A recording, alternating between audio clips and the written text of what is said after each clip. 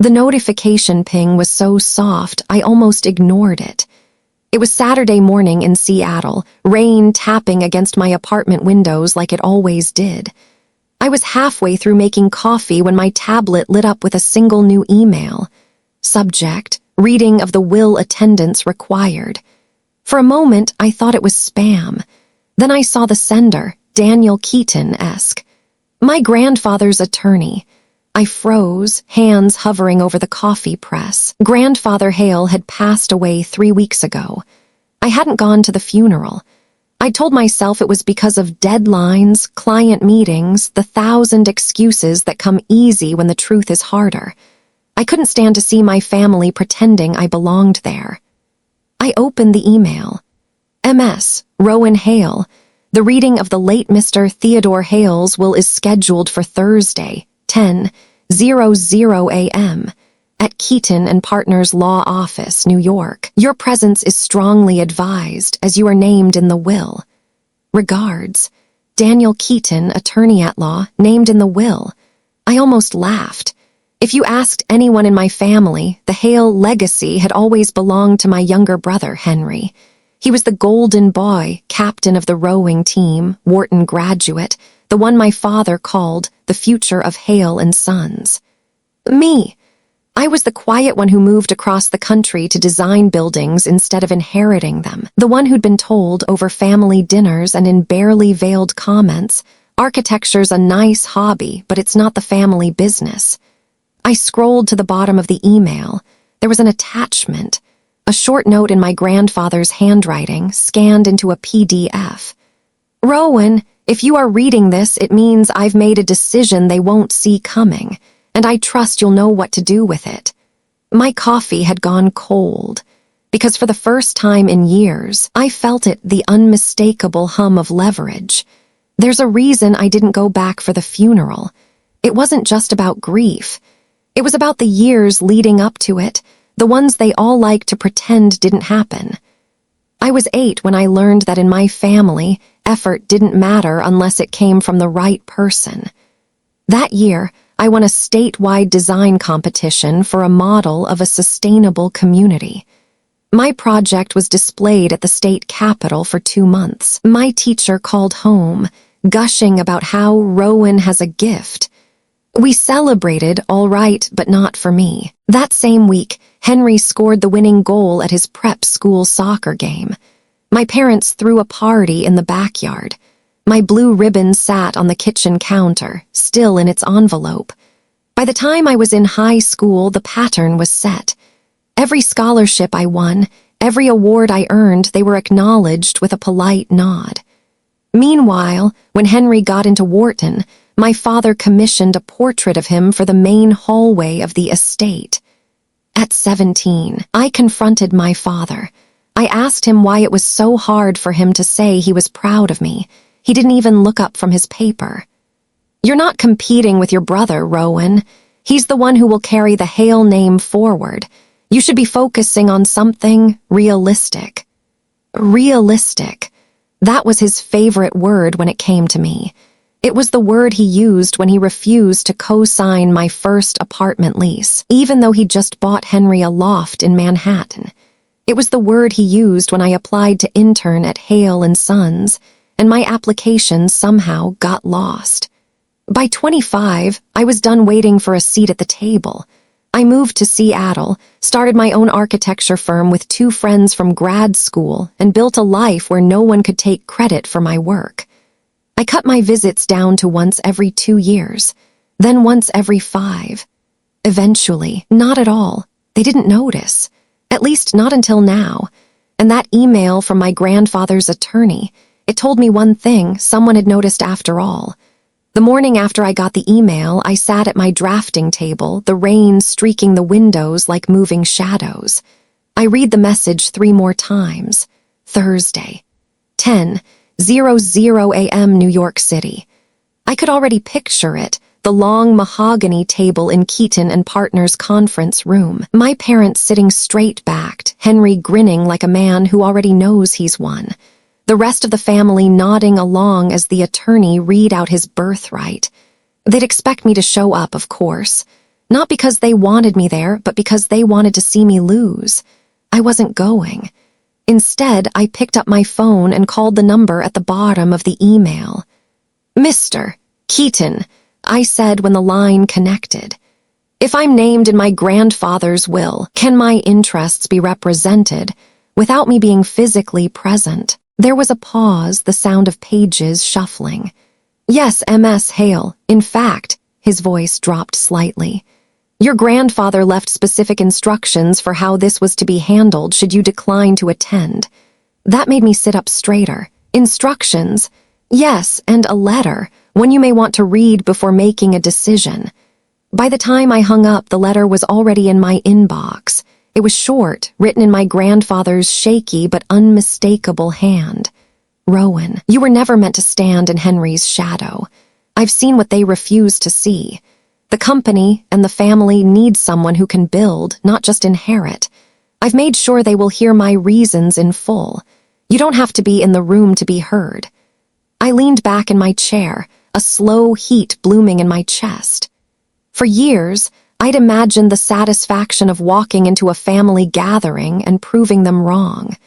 But now, the idea of letting the truth land without me there, of making them face it without the shield of my reaction, that felt sharper, cleaner. I sent a short reply to Keaton's office. "I will not be attending in person. Please proceed as my grandfather instructed." When I hit send, it felt like the first move in a game they didn't even know they were playing. Thursday morning in New York was clear and cold. From across the country, I imagined the black sedans pulling up outside Keaton and Partners, doors opening to polished shoes and designer coats. Inside, the conference room would smell faintly of leather and old paper. The mahogany table stretched like a runway for egos. At the head, Daniel Keaton arranged a neat stack of envelopes, each one sealed with my grandfather's crest. My parents took their seats first, my father's cufflinks catching the light. Henry strolled in a minute later, shaking hands with board members like the heir apparent he believed himself to be. The rest of the relatives filled in the chairs, aunts with their polite smiles, cousins whispering behind their hands. The one empty chair, mine. I'd told Keaton to leave it that way. He cleared his throat. "We are here to execute the last will and testament of Mr. Theodore Hale." The first bequests were small, a few properties to extended family, charitable donations to causes my grandfather supported. Then Keaton reached for the thickest envelope. "This," he said, looking up at the room, "concerns Hale and Sons, incorporated ownership of all outstanding shares, the controlling interest, and the authority to appoint future leadership." I imagined Henry leaning back, ready for his coronation. Keaton continued, his voice steady.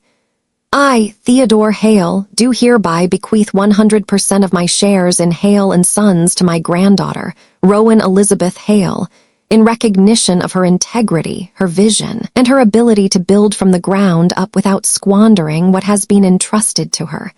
The words hung in the air like a dropped glass. Henry's smile froze. My mother's perfectly painted lips parted, but no sound came out. My father's jaw tightened so sharply you could almost hear the grind of his teeth. Keaton wasn't finished.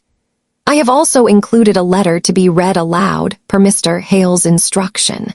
He unfolded a single page. "To the rest of the family, you have mistaken loudness for leadership, entitlement for talent, and tradition for truth.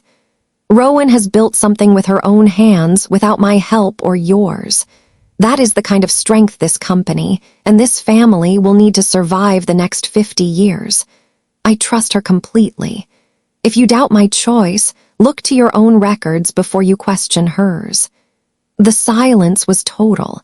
Even the hum of the air conditioning seemed to fade. Somewhere in Seattle, I was sipping coffee at my kitchen table, watching the sun hit the skyline, knowing exactly what that silence felt like. By the time Keaton dismissed the room, the damage was already done. What my grandfather left them wasn't just an empty space on the company letterhead, it was a wound to their image. And Hale pride doesn't bleed quietly. The first call came an hour later. Henry's name flashed across my phone screen. I let it ring out. Then came my mother 3 times in a row. I muted the phone and went back to reviewing a design proposal. That night, my inbox filled with messages. "Mother, Rowan, this is a misunderstanding. We need to talk immediately. You've embarrassed us in front of the entire board." "Father, call me. Now, Henry, you don't even care about the company. This isn't yours to take." By morning, the tone had shifted. The politeness had evaporated, replaced by bargaining.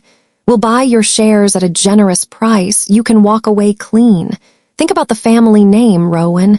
We can make this right if you just meet us halfway." Halfway. The same halfway where I'd spent my entire childhood, halfway seen, halfway valued. I didn't reply. 2 days later, Keaton called me directly. "Just so you know," he said, "there was quite a scene after you left. Your brother stormed out. Your father demanded the letter be removed from the record. I refused, of course. The board has already scheduled a meeting with you for next month." "They didn't take it well, huh?" I asked. He chuckled under his breath. "Let's just say your absence was the loudest voice in the room."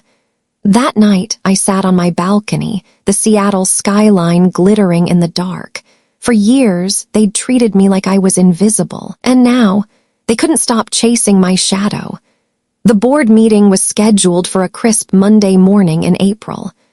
I flew to New York the night before, checked into a hotel 3 blocks from Hale & Sons headquarters, and slept better than I had in years. When I walked into the boardroom, all 12 members were already seated. At the far end, my parents and Henry sat stiffly, their smiles stretched tight, like they'd practiced them in the mirror. The chairman cleared his throat. "MS. Hale, as the controlling shareholder, you now have authority to appoint the CEO. We understand you may wish to keep leadership within the family." Every eye in the room flicked toward Henry. He straightened his tie. I let the silence breathe before I spoke. "I do plan to keep leadership with someone who understands the family's values," I said slowly, "but not necessarily someone who shares the family name." I slid a folder across the table to the chairman.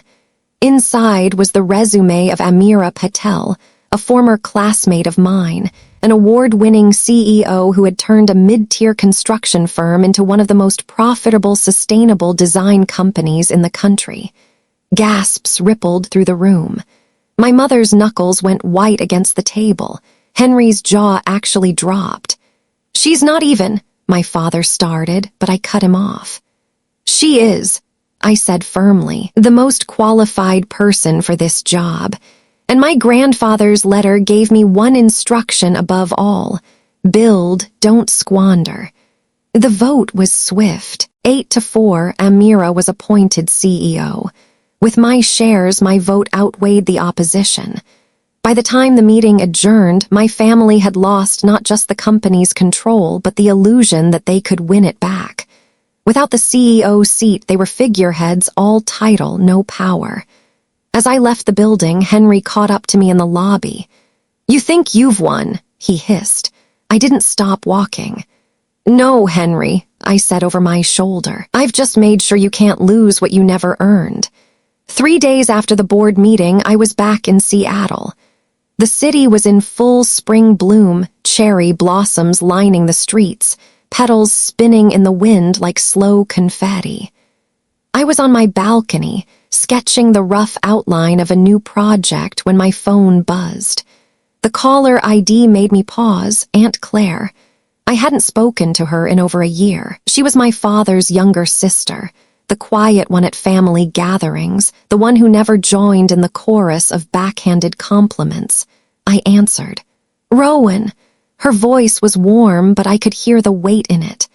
"I heard what happened at the will reading and at the board meeting. I waited for the judgment, the lecture, the inevitable. You should have handled it differently. Instead," she said, "your grandfather was right about you." The words landed heavier than I expected. "I wanted to call," she went on, "because I saw the way they treated you all these years. I stayed quiet longer than I should have, but I want you to know not everyone in this family was blind." For a moment, I didn't trust my voice. "Thank you," I managed. "I'm proud of you, Rowan," she said simply. "Not for what you inherited, for what you built, for walking away when you had to, and for knowing when to come back." We talked for another 20 minutes, about her garden, about a book she was reading. Not once did she ask for anything. When we hung up, I sat there a while, watching petals drift down onto the balcony rail. It struck me that in a family so loud with its pride, the only voices that mattered were the quiet ones who meant it. A month later, the Hale estate was all over the business pages. Headlines about the sudden shift in leadership and a new era at Hale & Sons crowded my news feed. Henry's photo was nowhere to be seen. I didn't click on the articles. The story that mattered wasn't the one the press could tell. On a quiet Saturday morning, I drove an hour outside Seattle to a plot of land I'd bought 2 years earlier. 10 acres of rolling green, a creek cutting through the middle, wildflowers pushing up along the banks. It had started as a dream, a place to build something that was entirely mine. Now, with the resources my grandfather had placed in my hands, it was more than possible. I walked the property with a coffee in hand, the damp earth soft under my boots. In my mind, I could already see it. A sustainable design studio at the crest of the hill, gardens wrapping around the building, open workspaces filled with light. A place where young architects could work without having to fight for the credit they'd earned. This, not the boardroom battles, not the company name, was the legacy I wanted. My phone buzzed once in my pocket. A photo from Aunt Claire, her kitchen table, set for tea. 2 cups, a plate of lemon cookies, a note that read, "Next time, this seat is yours." I smiled. The family I was born into had been built on appearances and control. The family I chose was built on truth, respect, and the quiet kind of pride that doesn't need to be shouted. As the sun broke through the clouds, warming the field around me, I realized something. I hadn't just inherited my grandfather's shares. I'd inherited his faith. And I intended to build something worthy of both.